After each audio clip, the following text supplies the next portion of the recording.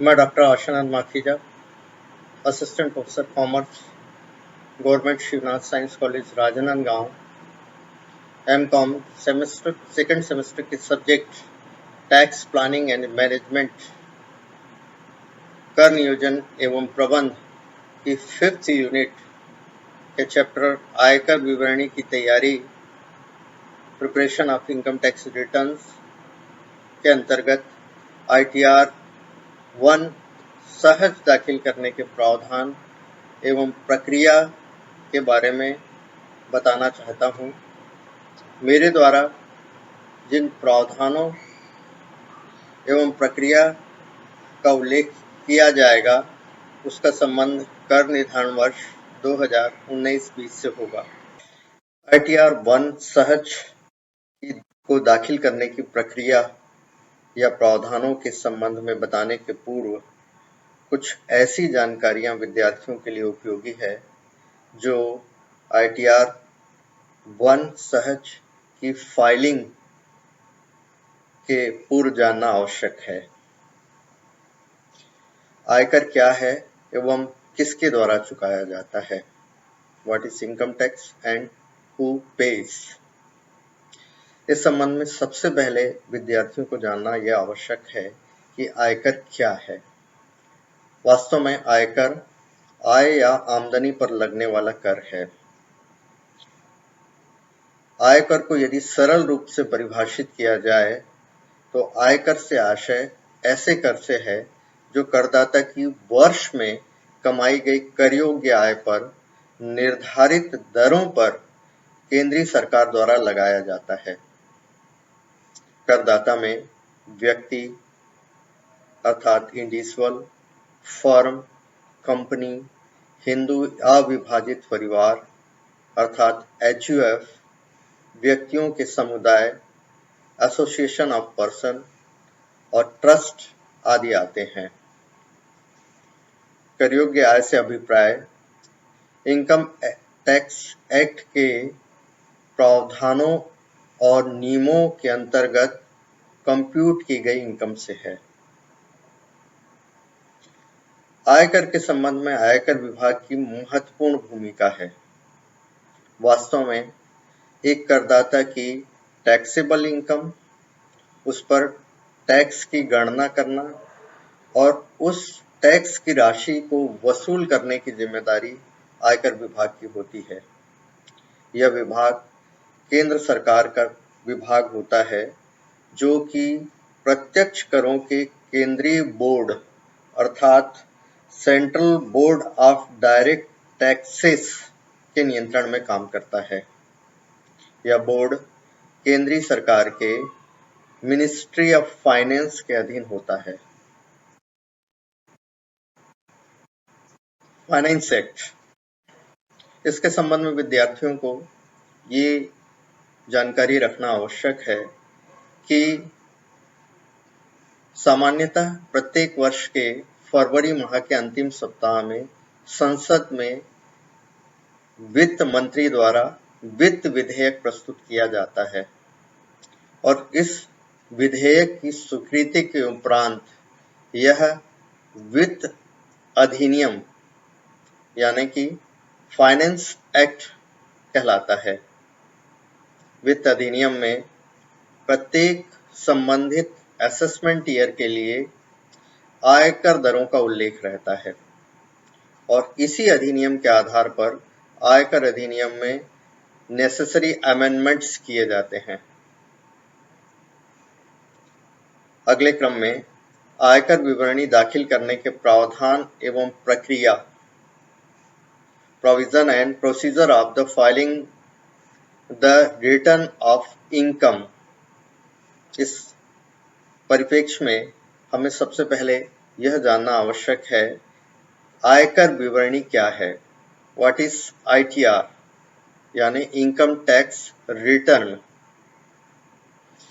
Income tax act में एक prescribed form जिसके माध्यम से कोई करदाता या SEC द्वारा एक फाइनेंशियल ईयर के दौरान जो भी अर्न की गई इनकम है और ऐसी इनकम पर कर की गणना के उपरांत उसके भुगतान का विवरण इनकम टैक्स डिपार्टमेंट को देना होता है। आय की अलग अलग स्थिति और प्रकृति के अनुसार इनकम टैक्स रिटर्न के विभिन्न फॉर्म प्रिस्क्राइब्ड हैं। इनकम टैक्स एक्ट के अंतर्गत असेसमेंट ईयर 2019-20 के लिए जो प्रिस्क्राइब्ड ITR फॉर्म्स हैं उनके नंबर्स हैं ITR 1, ITR 2, ITR 3, ITR 4S। S का अर्थ है सुगम। ITR 5, ITR 6, ITR 7 और ITR V।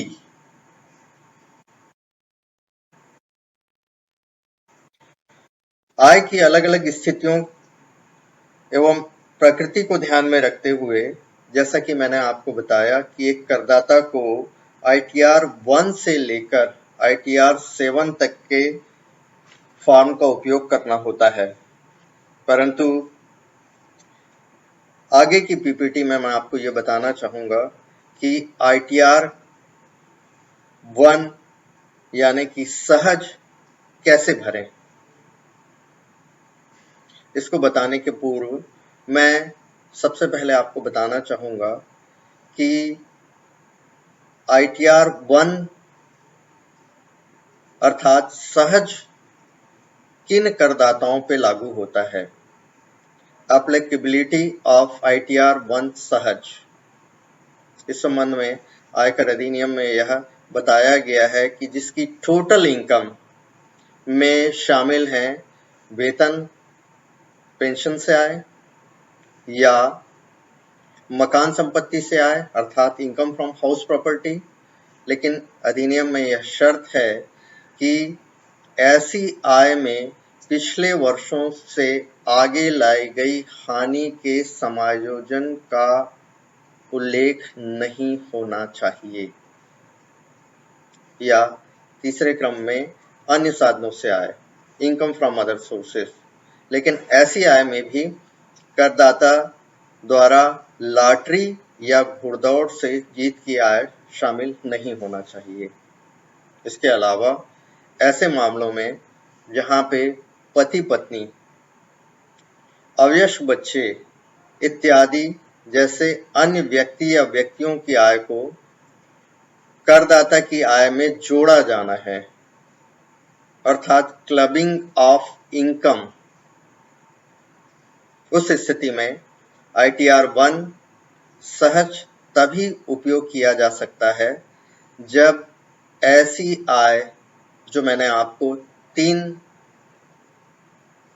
तरह की आय का जिक्र किया उनमें से किसी एक के अंतर्गत आती हो। एक शर्त यह भी है कि ऐसे करदाता की कुल आय 50 लाख रुपए तक हो। ITR 1 की नॉन एप्लीकेबिलिटी के बारे में आयकर अधिनियम में बताया गया है। यह फॉर्म उन व्यक्तियों पर लागू नहीं होता जिसकी टोटल इनकम में शामिल है पहला, जिसकी वर्ष में कंप्यूट की गई टोटल इनकम में एक से ज्यादा हाउस प्रॉपर्टी की इनकम शामिल है।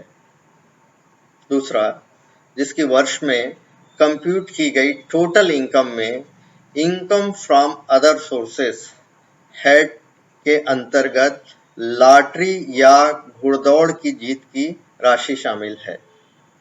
तीसरा, जिसकी वर्ष में कंप्यूट की गई टोटल इनकम में कैपिटल गेन हेड के अंतर्गत कोई टैक्सेबल इनकम शामिल है।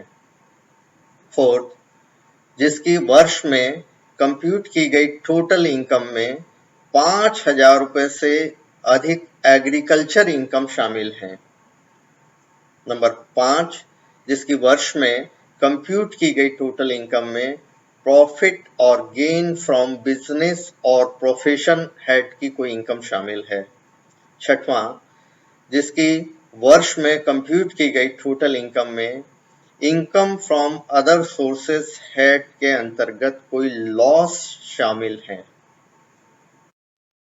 7वें क्रम पर ऐसा करदाता जिसने धारा 90, 90A और या 91 के अंतर्गत कोई रिलीफ का क्लेम किया है। ऐसा करदाता जिसकी भारत के बाहर कोई स्थित संपत्ति है, वह संपत्ति किसी भी संस्था में वित्तीय हित सहित हो सकती है या भारत के बाहर स्थित किसी लेखे पर वह सिग्नेचर अथॉरिटी है, तो ऐसा होना भी किसी करदाता के लिए नॉन एप्लीकेबिलिटी की श्रेणी में आता है। नंबर 9, भारत से बाहर किसी स्रोत द्वारा आय अर्जित करने वाला कोई रेसिडेंट इंडिविजुअल यदि है तो वह भी इस ITR 1 यानी सहज के दायरे से बाहर होगा। और अंत में जिसकी टोटल इनकम 50 लाख रुपए से अधिक हो। इसके पश्चात आयकर रिटर्न दाखिल करने के तरीके, इसका मतलब ITR फाइलिंग के जो तरीके हैं उसके संबंध में एक्ट में बताया गया है। मुख्य रूप से ITR दाखिल करने के 2 तरीके हैं। पहला है मैनुअल फाइलिंग और दूसरा है ई फाइलिंग यानी इलेक्ट्रॉनिक फाइलिंग। मैनुअल फाइलिंग एक प्रेस्क्राइब्ड फॉर्म पर SEC द्वारा जब अपनी आय का विवरण प्रस्तुत किया जाता है तो वो मैनुअल फाइलिंग के अंतर्गत आ जाता है। ई फाइलिंग में एक करदाता द्वारा डिजिटल सिग्नेचर सहित ITR प्रस्तुत किया जा सकता है।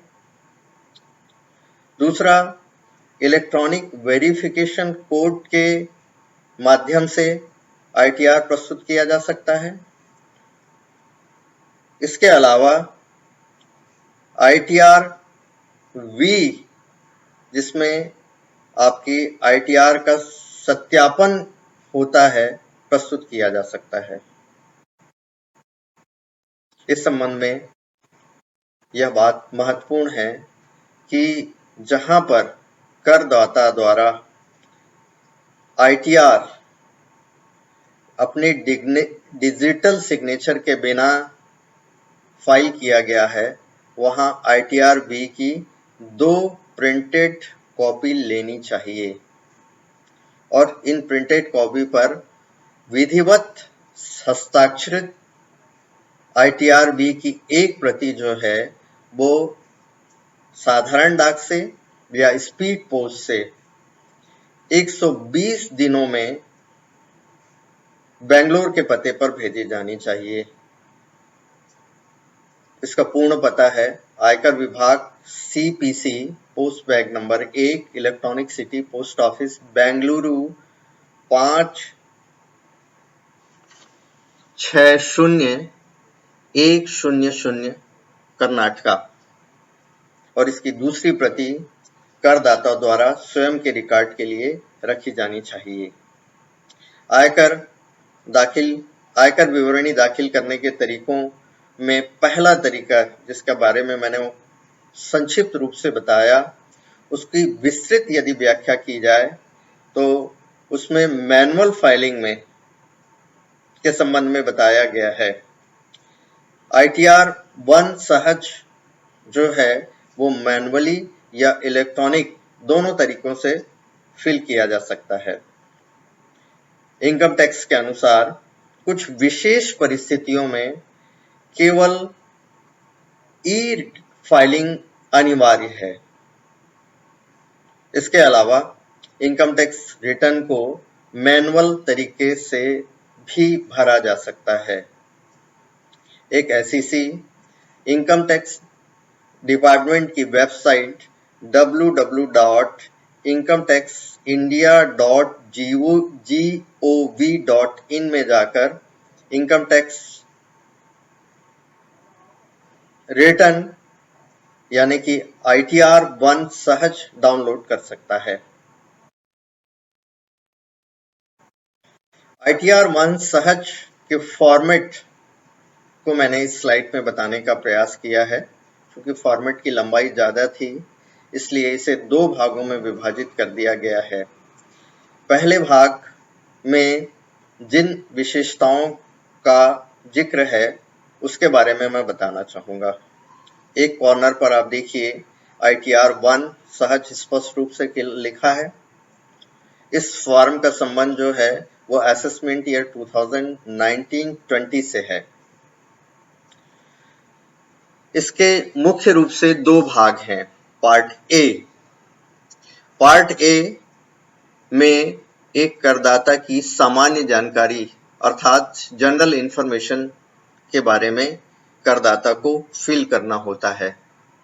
पार्ट बी के 4 हिस्से हैं, B1, B2, B3 और B4।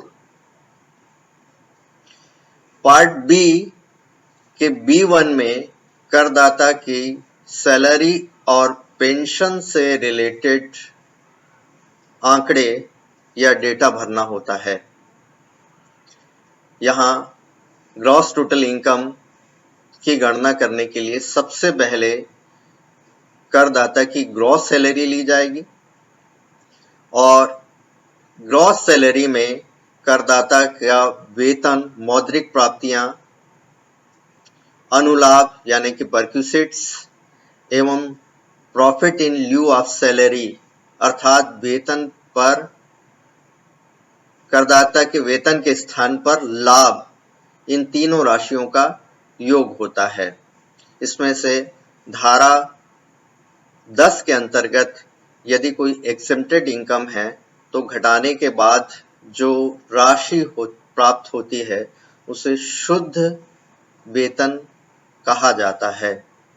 और इस शुद्ध वेतन में अंडर सेक्शन 16 अर्थात धारा 16(1) यदि लागू हो तो 16(2) एवं 16(3) की डिडक्शंस दी जाती है। इस डिडक्शन के बाद जो राशि प्राप्त होती है वह income chargeable under the head salary होती है। पार्ट B2 में मकान संपत्ति से आय अर्थात हाउस प्रॉपर्टी की इनकम को लिया जाता है।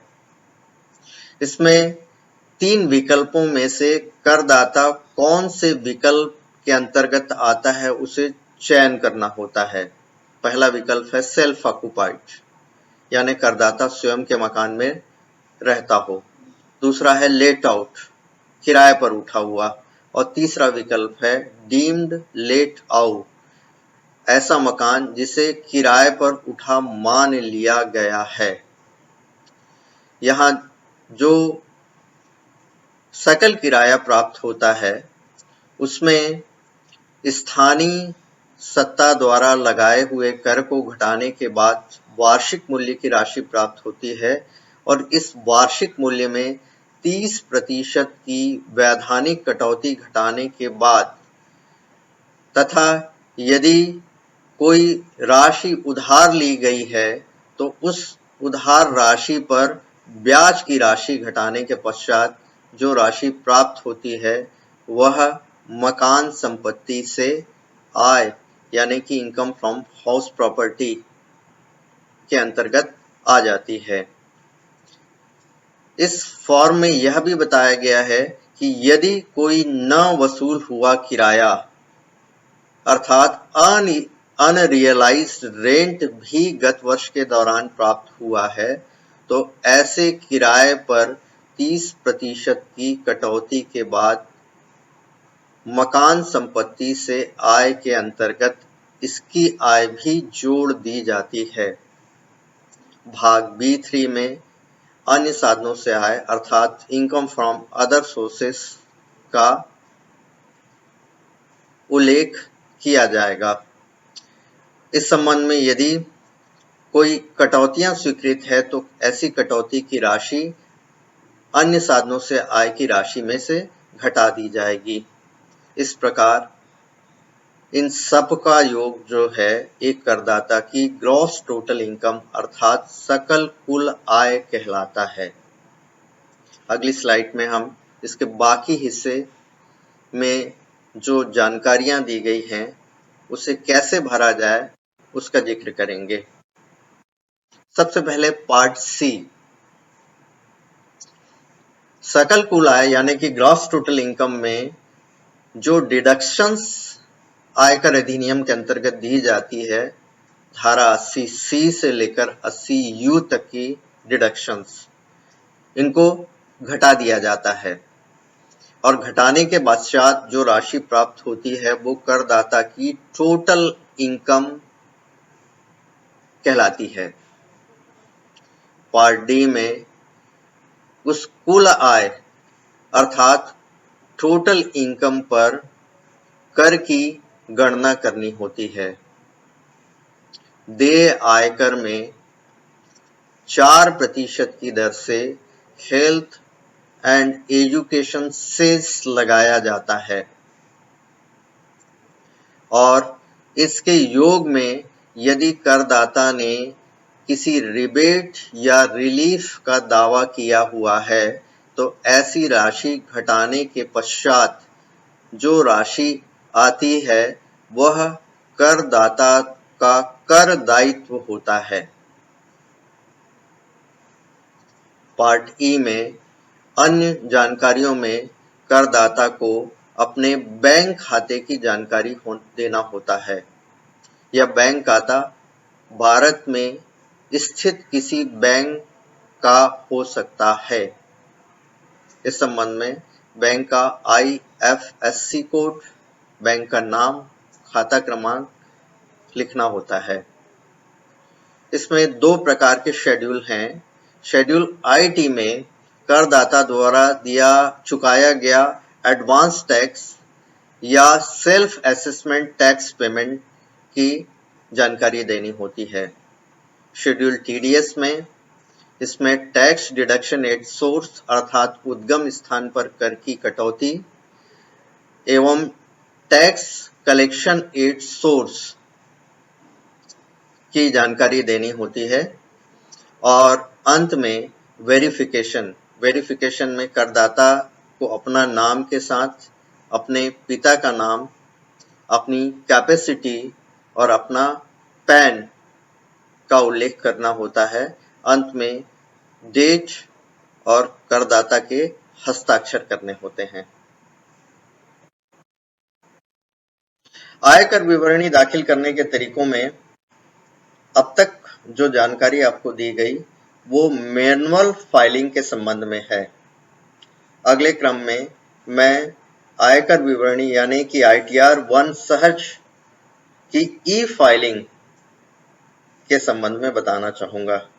जैसा कि मैंने आपको पूर्व में बताया कि कुछ विशेष परिस्थितियों में अनिवार्य रूप से ई-फाइलिंग करदाता द्वारा करनी होती है।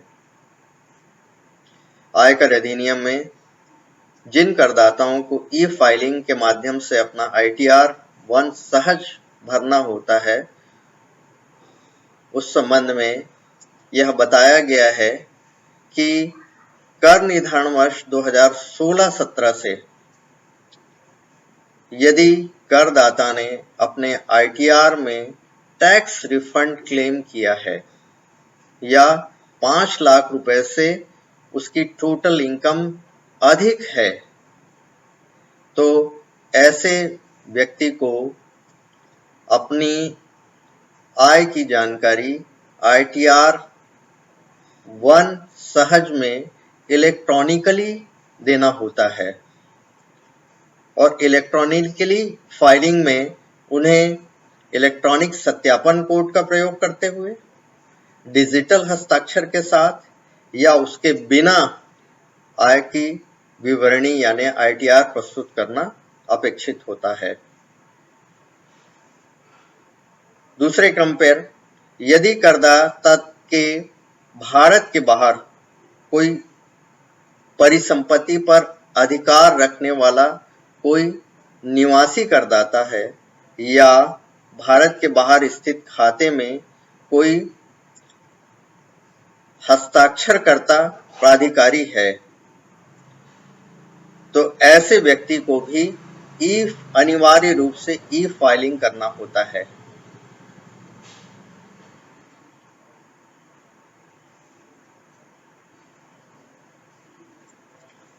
तीसरे क्रम में ऐसे करदाताओं का उल्लेख किया गया है जो धारा 90, 90A और या धारा 91 के अंतर्गत रिलीफ क्लेम किया हो। ऐसे करदाता को भी ई फाइलिंग अपनी आय की जानकारी के संबंध में करना आवश्यक होता है। अंत में फाइलिंग से संबंधित कुछ और महत्वपूर्ण जानकारियां जो एक विद्यार्थी के लिए उपयोगी है, मैं बताना चाहूंगा। इस पूरी प्रक्रिया के दौरान यह प्रश्न भी उठता है कि ITR 1 सहज के साथ कौन कौन से दस्तावेज संलग्न किए जाएंगे। इस संबंध में अधिनियम में यह प्रावधान है कि करदाता ने यदि अपना ITR चाहे मैनुअली या इलेक्ट्रॉनिक रूप से दाखिल किया है, उसके साथ किसी भी तरह के दस्तावेज संलग्न करने की आवश्यकता नहीं है। इस संबंध में यह भी बताया गया है कि ऐसे दस्तावेजों को करदाता द्वारा सुरक्षित रखा जाना चाहिए ताकि भविष्य में यदि चेकिंग हो या असेसमेंट जैसी स्थितियां हो तो कर निर्धारण अधिकारी के द्वारा मांगे जाने पर ऐसे दस्तावेजों को साक्ष्य के रूप में प्रस्तुत किया जाना चाहिए। एक अतिरिक्त जानकारी में ITR 1 सहज की ई फाइलिंग की प्रक्रिया के संबंध में आयकर विभाग द्वारा जो सुविधा दी गई है उसके बारे में मैं बताना चाहूंगा। आयकर विभाग ने ITR फाइल की ई फाइलिंग के लिए एक इंडिपेंडेंट पोर्टल बनाया हुआ है जिस पर इलेक्ट्रॉनिकली ITR सबमिट किया जा सकता है और यह सुविधा निःशुल्क रूप से प्रदान की गई है। ITR 1 सहज की ई फाइलिंग के लिए करदाता को जिस वेबसाइट पर लॉग इन करके ई फाइलिंग के काम को करना चाहिए वह है www.incometaxindia.efiling.gov.in। अंत में ई फाइलिंग के लाभों के बारे में बताना चाहूंगा कि किसी भी स्थान की ई फाइलिंग किसी भी स्थान से किया जा सकता है। इससे समय और प्रयास की बचत होती है और ये सरल, आसान और फास्ट है। मैंने ITR 1 सहज की फाइलिंग की प्रावधान एवं प्रक्रिया के संबंध में सरल और क्रमबद्ध बताने का प्रयास किया है। मुझे आशा है कि विद्यार्थी इससे निश्चित रूप से लाभान्वित होंगे। धन्यवाद।